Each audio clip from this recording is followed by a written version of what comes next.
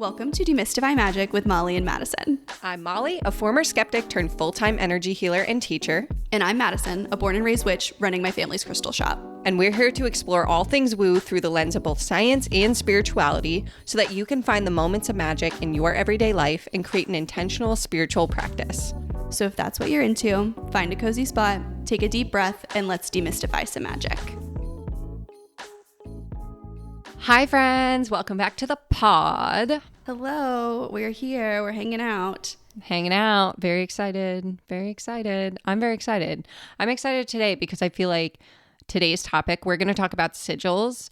And I feel like you and I both have a piece of this puzzle that the other one doesn't necessarily have. Like I am going to talk about the science of symbols, which essentially are how sigils work. But I don't know the first thing about making a sigil. And you are going to talk about how to make sigils and how to use them and all of that jazz. So I feel like it's going to be a cool, like, tit for tat kind of episode. Yeah, I'm really excited. I've very intentionally not asked you any questions about this since we decided to do the podcast. Normally when I want to know the science of something, I go straight to you, but I've stopped doing that since we started the podcast because I'm like, no, I want to hear it live on air. Yes, I'm super stoked about it. I think it's going to be a fun episode too because it's going to be really tangible, right? Like folks at home listening are going to be able to make their own sigil and start using it in their practice after today. Yeah, I'm actually going to walk you through step by step. So if you'd like, you can, while you listen, grab a piece of paper and make a sigil right along with me. We're going to go through it each step of the way. I know I will be. I can't wait. And I'm excited because this is an episode that has been heavily requested by you guys. I feel like not a day goes by that somebody doesn't message and ask if we can do an episode on sigils. So yeah, I think we mentioned it in one of our low effort spiritual rituals. It was maybe the morning, maybe the evening. I'm not sure.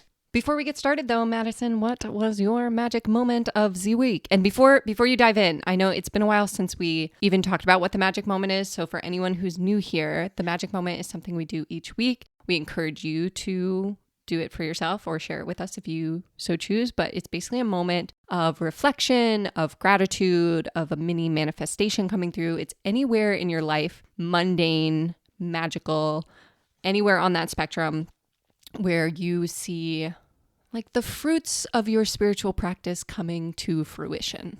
Yes. And I think my magic moment is I was thinking about it where oftentimes a magic moment for me can just turn into moments of joy. And the way that really connects to my spiritual practice for me is I feel like my practice is what really creates space for that joy. Yeah. And so this past weekend, I went on vacation with my boyfriend for the first time. We took a little day trip, road trip to St. Augustine, Florida, which is just under 4 hours from where I live. So not too far, but just a little 2 nights, get out of town, do a different tourist trap than the tourist traps that are connected to my home. And I got to go to the Fountain of Youth, which is such a silly, if you don't know, Ponce de Leon came to Florida, found this spring, and it essentially turned into, honestly, my truth is I didn't do a ton of reading in the museums. I didn't learn a ton at the Fountain of Youth. It is technically, actually, they call it a theme park. It's allegedly the United States' oldest theme park. There was not a ride to be found, but, I'll let it go.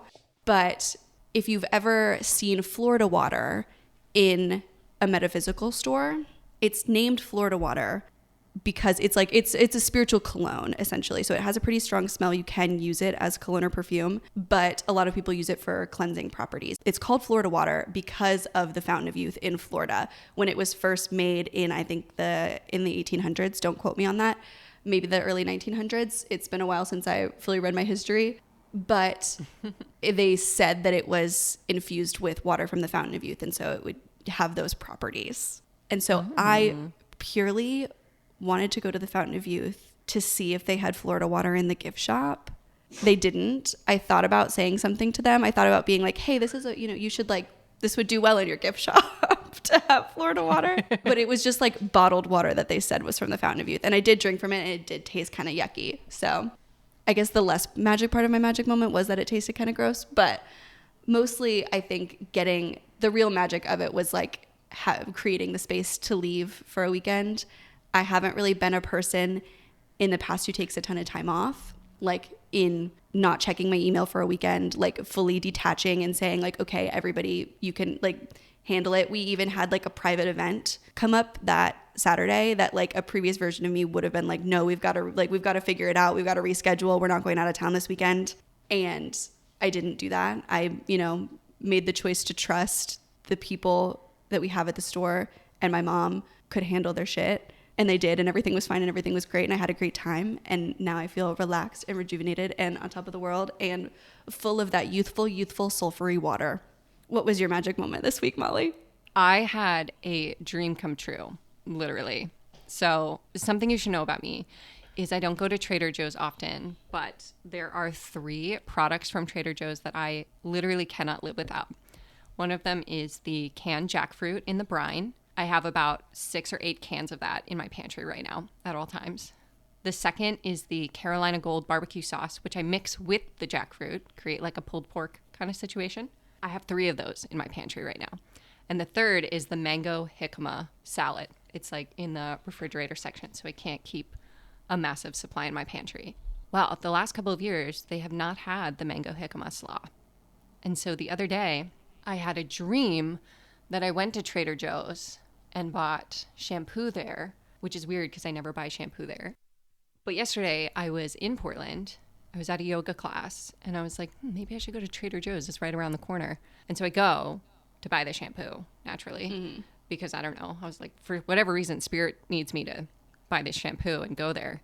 And when I went, they had the mango jicama slaw. So I had my barbecue pulled jackfruit with the mango jicama slaw last night, and it was literally the best. It was so good. It was one of those moments where I was like, thank you, intuition, for bringing me here.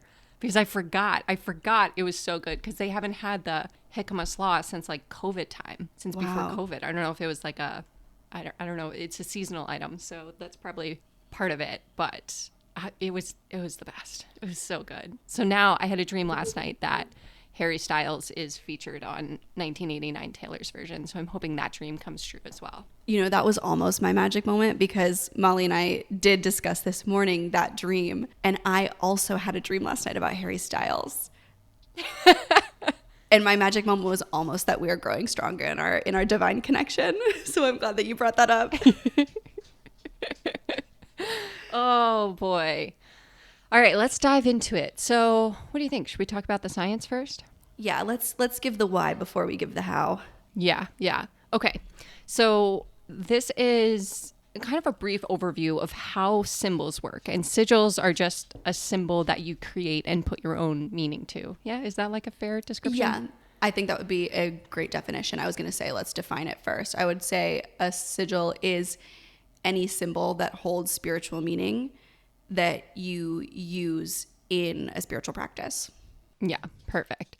And so when it comes to symbols, the reason that they are so powerful and the reason that they hold meaning for us is because of the emotions we have associated to them. So if you think about one of the things that I do in like my Reiki 2 training, where we go into like the Reiki symbols and the science behind symbols, is I have my students look at different symbols and notice their reaction in their physical body, in their emotions, what kind of associations are built around them. That's why symbols have power. So if we think about, if you saw a red cross, no one has to write underneath it like, this is a symbol of the Red Cross, which means helping people and like saving lives and CPR and like, I don't know, blood drives, but like we have all of those associations built into this symbol. Or like if you think about symbology in marketing, right? If you see a polar bear holding a glass bottle with a red label, what is the first thing that you think of? Coca-Cola. Yeah, right? And then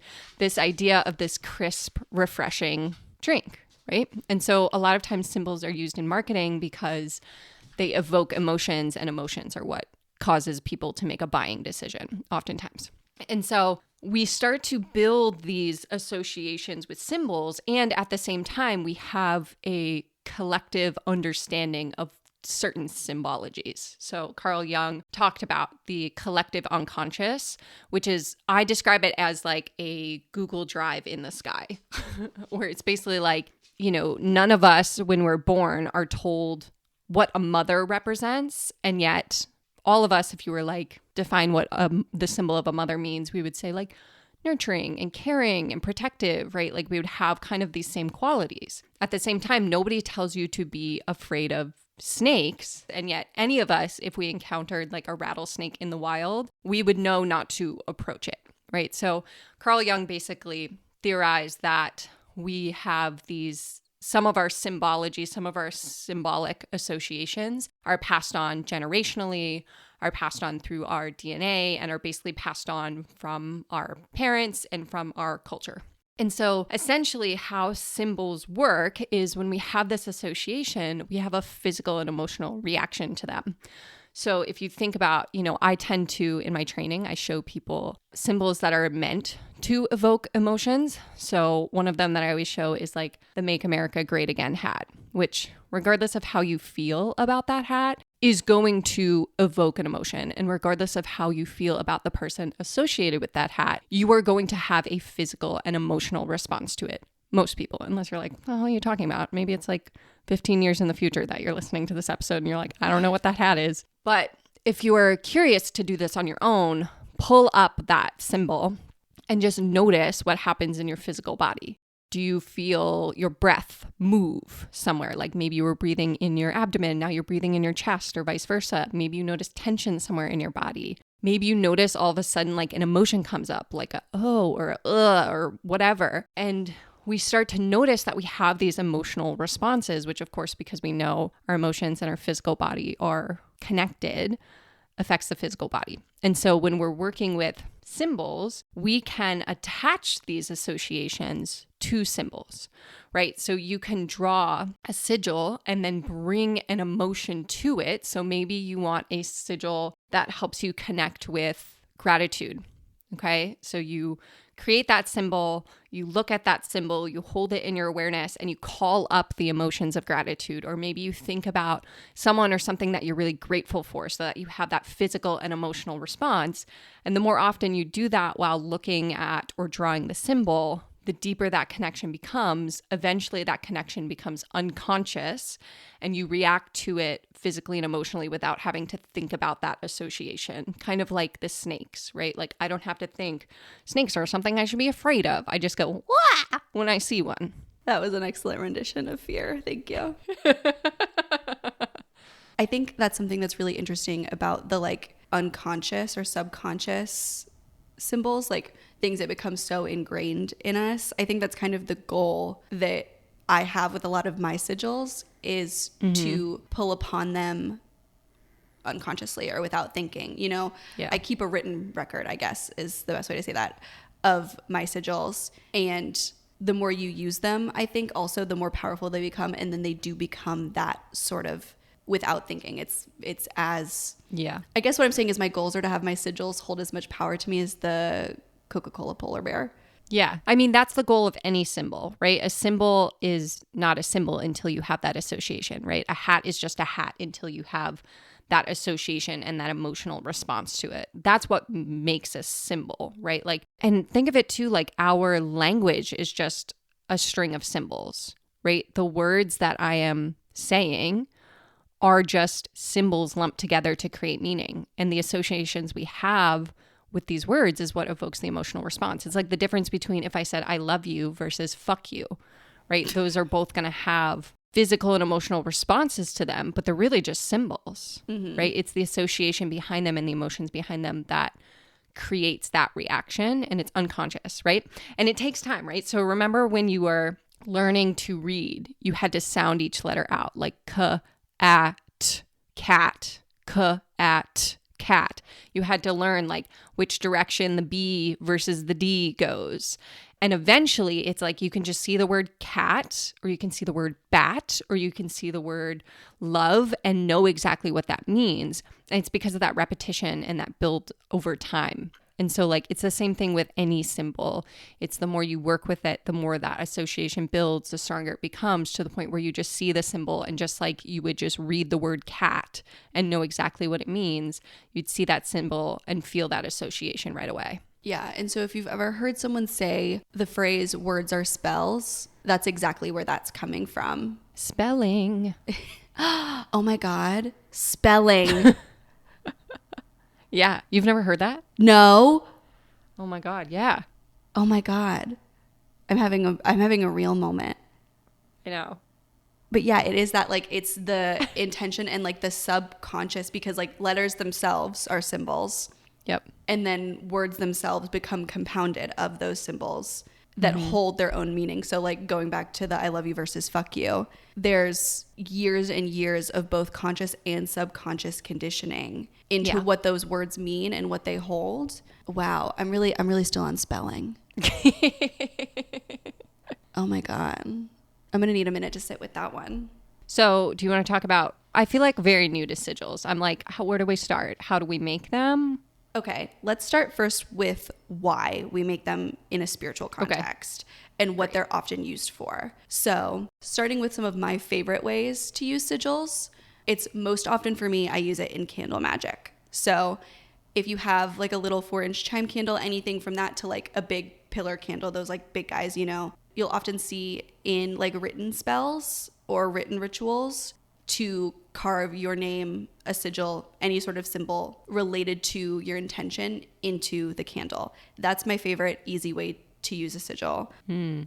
I also will oftentimes, so like we have in the store, we have these oil rollers that I use pretty much every day. I'll rub an oil into my, like I'll put the oil on my wrists and behind my ears. I'll use a sigil on my wrist and then rub in the oil. So if I'm using like a protection oil, I'll also use a protective sigil and use like draw it in that sigil. I'll often use a pentacle because it's the easiest to remember, honestly, and then rub it in that way. So it's like adding, so you can use it to compound intention, or you can use it. So like if I was using a love oil, but I also wanted protection, great combo for a first date, you know, rub that love oil on your wrist in a pentacle as well. So you can kind of split intention. So you're not like, you know, I think that's an easy way to kind of divide and conquer in your spiritual practice. So you're not like covering yourself in 4 different oils and, you know, 8 different crystals. It's like, you know, how can I achieve the most with as few ingredients as possible?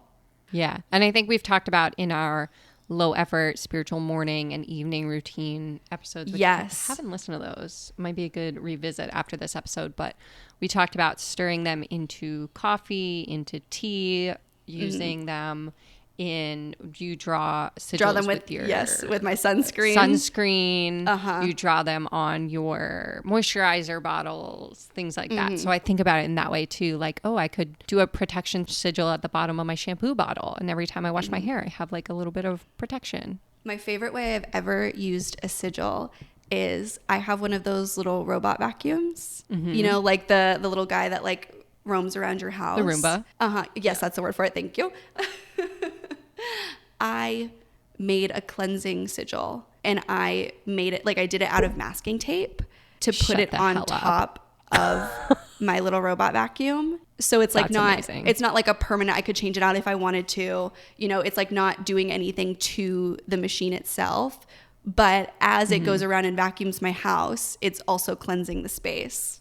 That's genius. Yeah. If you've ever seen somebody, I know like a lot of people on TikTok have done like put incense or like a herb bundle on top of it, like in a, you know, in a little container, put it on top of it. I could never ever do that because it just doesn't, mine is not smart enough for that. Yeah. I have like a very, very old, like probably like the first Roomba ever that I like got handed down from my mom that she like found in her closet or something. And it runs into walls. It hits absolutely anything that it can. It goes under the couch. I have to dig it out from underneath the couch at least once a day. I'm pretty sure that's where it is right now. I just could never put something on top of it. So I was like, okay, what's like a no mess way to achieve the same thing? A sigil's a great way to do that. It's a really easy way as well to bring spirituality into like the more mundane world. Like just drawing a protection sigil on your desk at work with your finger. You know, it doesn't have to be super intricate. It doesn't have to be a part of something larger. It can just be even like just bringing it to mind. You know, I see in my mind's eye. I've seen people using chalk draw protection sigils underneath their welcome mats on their front door. Oh, that is so smart. Yeah. I've also like seen people when they're cleaning their front door, like, you know how some people like wash their front door with different herbs and things like that for different things. I've seen people wipe in the formation of a sigil before they wipe the rest of their door. Yeah, it's really, you can do it kind of anywhere. I do it when I wash my windows. I do it, you know, when I sweep my floor. You told me to stir it into soup once. Yes, I did. You sent me a picture of soup and I told you to stir a sigil in there. It's really kind of as creative as you want to get with it is what you can do with it. And that kind of is the same for creating them. So sigils get their power from your intention, the same way words and letters do, you know? Mm-hmm. They get that power from what you give it. And so how you decide to do that is kind of up to you. There are thousands of ways, I'm sure, to charge a sigil. I've read many of them. My favorite is continued use and just speaking to it. What is easiest for me to do that I know I will do, and I know that, like, I guess I know works for me, is to speak my intention. It feels like giving it to the item. Mm-hmm. And so whether you're choosing a symbol that already exists or, you know, you can make a sigil out of a doodle that you do all the time. You know, if you're one of those people, especially if you're in school, if you're a person who draws the same little doodle over and over and over again in your notes, I used to do that all the time when I was in school. It actually does. If you have ADHD, it actually helps you listen more. So don't let anyone tell you that you're not listening because you're doodling in your notes, because it actually is helping you. Mm-hmm. But give that doodle the intention of focus. Say, when I am focused, I am perceptive, I am whatever it is that you need when you're in class, assign that intention to your doodle and just do it over and over again. If you're going to do it anyways, you know, like, might as well make it work for you. So is there like a methodology like of how you create a sigil, or is it just kind of like, do you recommend like kind of an intuitive kind of like unconscious writing? Like where do you start? Because I feel like for me, I'm not a doodler and I don't feel very creative when it comes to like pen to paper drawing. So I feel like I wouldn't even know where to start. That's exactly how I feel about it as well. And so I always recommend starting with like a method. And so I'm going to give you a method. You know, if you go online, there are, again, thousands of methods, and there are even like thousands of ways to do this one. You know, you can modify and change it to make it as intricate as you want. Okay. But if you're kind of just like, let the universe guide me, like let it be, you know, whatever it is. And like, truthfully, if you're okay with it looking a little bit witchy, then I'm going to give you my process that I actually don't even know where I read. So I'm so sorry. I read it a long, long time ago. It's like not anything. I've read it and then I've seen it on TikTok 1,000 times, you know, like it's not anything super specific to one person or ideology or like belief system. So hit me with it. I'm ready. You're going to start with a piece of paper and you're going to write the numbers 1 through 9. Oh, I'm really watching Molly take out a piece of paper right now. I'm so excited to see what you create. I know, me too. I'll post it on Instagram. Leave some space between each number, like 1 through 9 in one line, but leave a little bit of space between them. Okay. Next, you're going to write out the entire alphabet. So like write A underneath 1, B underneath 2, C underneath 3, you know, through the whole alphabet. You're going to be making a little chart essentially that is going to. So 9 is I, and then do I do J under 1? Yes. Okay. Yeah, so you're going to be making a chart where each letter has a corresponding number. Okay. All right, ready. So now you're going to choose your intention and you're going to create a phrase to associate with that intention. So for example, in mine that I wrote down, I am divinely protected. So this is going to be a protection sigil. Okay, I gotta think of an intention. Okay. All right. I'm going with I am abundant. I love that. So you're going to go through and you're going to cross out any repeating letters. Okay. If I have I am divinely protected, the first I in divinely gets crossed out. Then the next I. All of the I's get crossed out. So all of my A's would get crossed out, or I would keep just one A? You just keep one. So you keep that first. So like I am divinely protected. That I stays. Gotcha. Okay. You want just one of each letter. All right. I got it. So then you're going to write down each corresponding number that goes with that letter. So I ended up with 9144455377963. Okay. 914234552 for me. So you're going to cross out any repeating numbers as well. You're going to you only want to have one of each. So then I whittle it down to 914537762. All right. I have 914235. So now I want you to make a circle. You're kind of going to make a clock, but the clock only goes to 9. Okay. And this is where you'll actually make the sigil. So now these numbers are a guide. So you're going to start at the first number. I started at 9. And you're going to draw a line from your first letter or your first number to your second number. So I went from 9 to 1, 1 to 4, 4 to 5, 5 to 3, 3 to 7, 7 to 6, and 6 to 2. Ooh, okay. So now you'll just have one big line. Ooh. We love it. It looks like a little swan I'll show you mine. type of situation. Ooh, cute. Lots of triangles in here. So now here's where you can get creative. You can kind of adorn it however you want. So I'll often like make lines into arrows or add dots, add little lines, kind of anything you want here. That's just like a good place to start in my experience. Okay. I added like a squiggly do down the center line and then turned the pointy lines into arrows. Oh, I love it. I love your little squiggly do. Thank you. Thank you. And there you go. You have your sigil.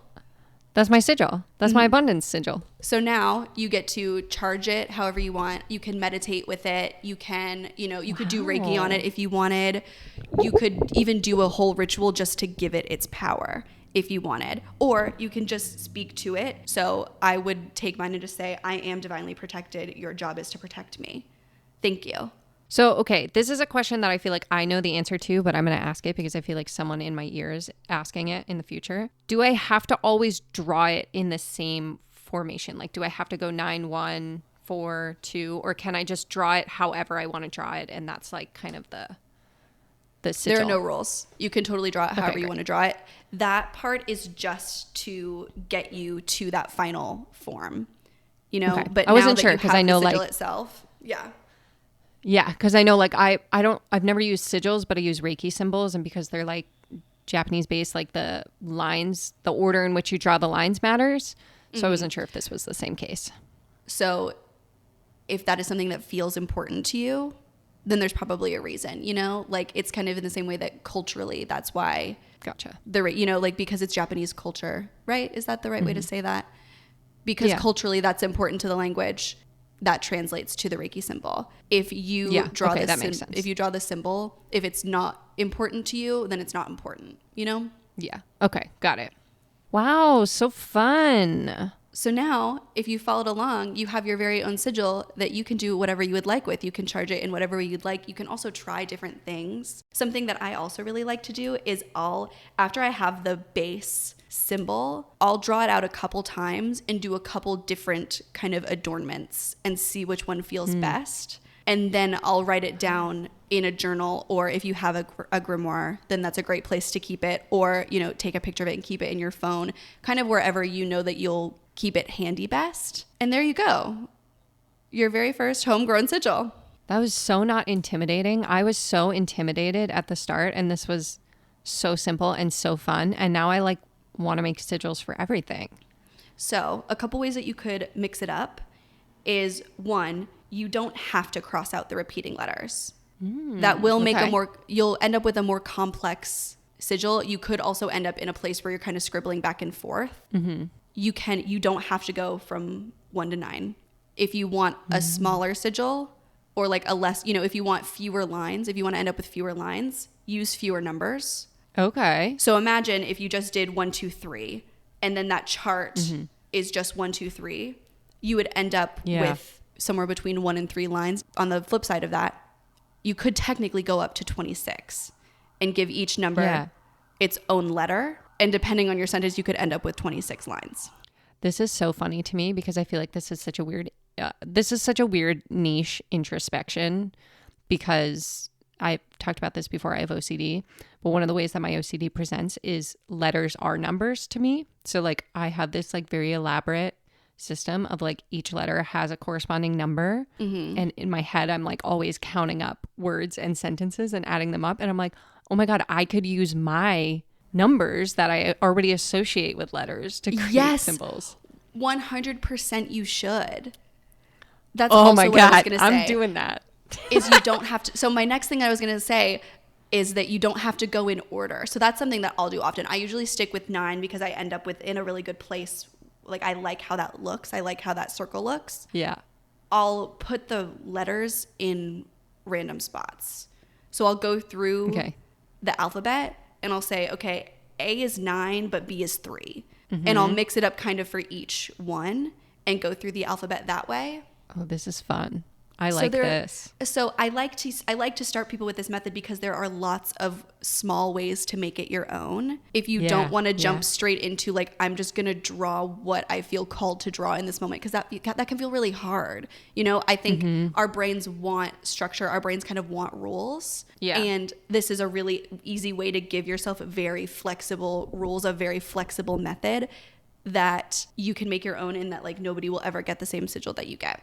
Now, this is a question that, again, I feel like I know the answer to, but I feel like it just popped into my head, so I'm sure it's in someone else's head listening. Are sigils something that you can share with other people? Like, is it something that I need to keep sacred? I can't tell anyone what it means. I shouldn't show anyone. Or is it something that, like, it doesn't really matter? You can post it on social media if you want. Kind of the same answer. It really depends on your system of belief. Okay. I personally probably wouldn't share a sigil like on my public Instagram. It depends on what the sigil is. You know, I would share with you any of my sigils. I would, you could use anything that I had. I'll be sharing this protection sigil on our social media. So I guess I'm kind of contradicting myself, but I probably wouldn't use this sigil to protect myself once it's out there. Yeah. Gotcha. In the world. So it's very dependent on your belief system. If your personal practice is very sacred, then your sigils are probably going to be very sacred as well. If you have a very communal practice, you probably would share that sigil within that community. I don't know if I would just hand them over to anybody, but that's also out of like my personal, like I like to keep things private, Yeah, that makes sense. All right, and if you guys have any questions about sigils, please feel free to message us. And if there's anything else that we didn't cover in here that you want to know more about, let us know. We may maybe, do a part 2 if there's enough interest, if we didn't get to what you guys really want to know. Yeah, I'm excited. That was very thorough. I'm excited about this method because I feel like that's the first time it's been explained to me in a way that makes sense personally. And now I don't feel intimidated by sigils anymore. I am so glad. And we'll be sharing both of our sigils. I'll share the full process of how I made it with the chart and the crossing out and the numbers and the little circle, everything. So if you're more of like a visual person and you need to see, that'll be on @HealingHedgeWitch. Molly's will be on her Instagram @Modizzle. They'll both be linked in the show notes. You can go check out our little sigils. Yeah. And we will talk to you soon. Bye. Bye. Thanks for listening to Demystify Magic with Molly and Madison. If you want to learn more about us, you can find all our links in the show notes. We'd love to know what you think of today's episode, so drop us a review or give us a shout out on social media. And don't forget to let us know your magical moment of the week. Okay, love you. Bye.